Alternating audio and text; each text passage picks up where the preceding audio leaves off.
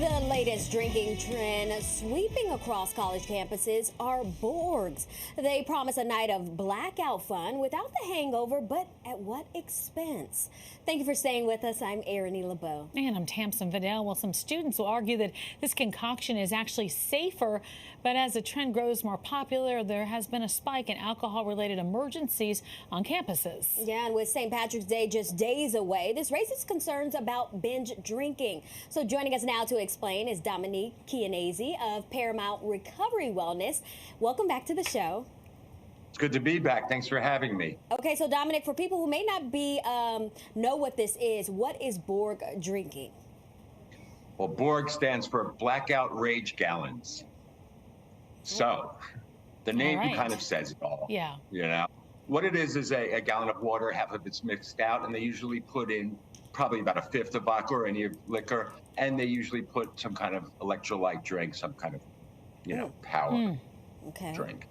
Mm-hmm. All right. So in your opinion, what makes this drink so dangerous, aside from the fact that it's called blackout rage gallon?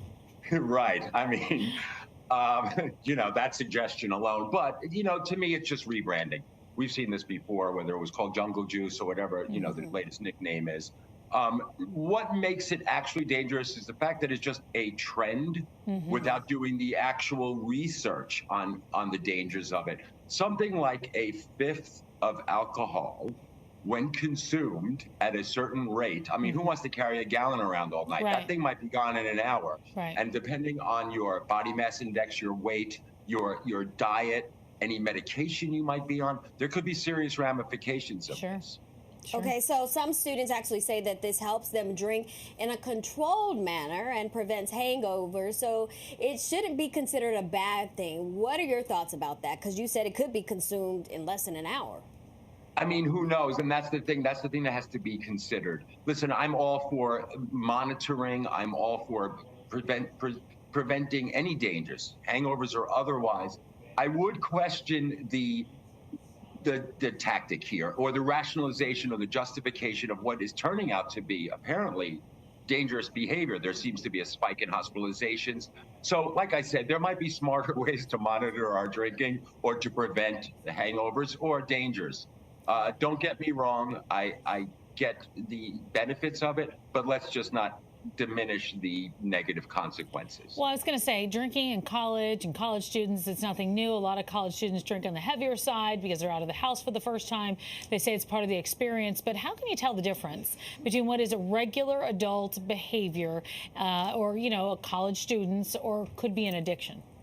Thanks, Emily. That's actually a great question. It is a difficult thing to really pinpoint. It does depend on the individual. So there are a lot of X factors. But in general, I would say if you become, let's say, dependent on it, if you need it to regulate your emotions, if you need it just for basic functioning, like eating or sleeping, if it interferes with basic needs and basic functionality, then you have what I consider to be something to consider as a problem. Which also begs the question, and I want to approach this, the expectations of college life and the young experience. Sure. I get it. You're allowed to do whatever you want finally. But why does it have to be equated with heavy alcohol consumption? Why is that a given for young people and an expectation that the college experience also is heavy drinking? We don't have to make that a given anymore.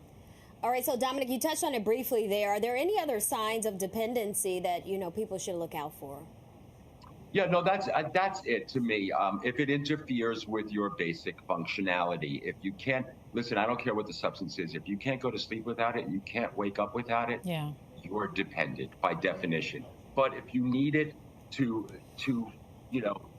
regulate emotions, if you need it to function, if you find yourself restless, irritable, and discontented without it, you might want to consider that we might have developed a dependency, even an outright addiction, physical, mental, emotional, or otherwise. So what are some ways people can practice mindful drinking if there's I guess people most of the time say it's just, I'm a social drinker, but what is a way to do that mindfully? That's a great question.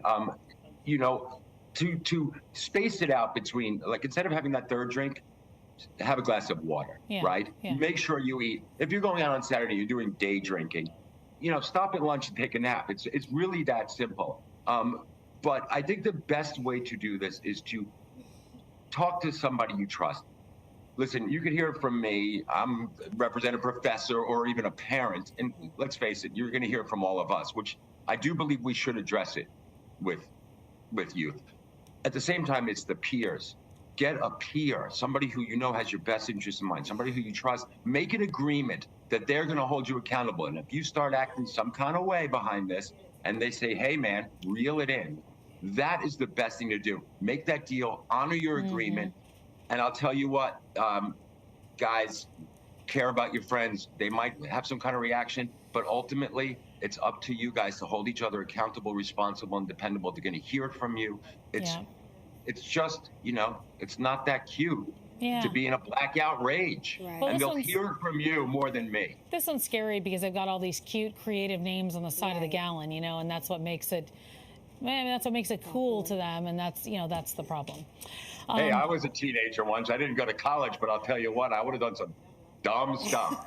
But if I had somebody who I trusted, some peer who I trusted, who called me out on that stuff, it might have been a different story. You'd think again. Absolutely. All right. Absolutely. Well, Dominic, thank you so much for joining us today. We appreciate it. My honor. Have a good day. Take care. Happy St. Patrick's Day. Oh, you too.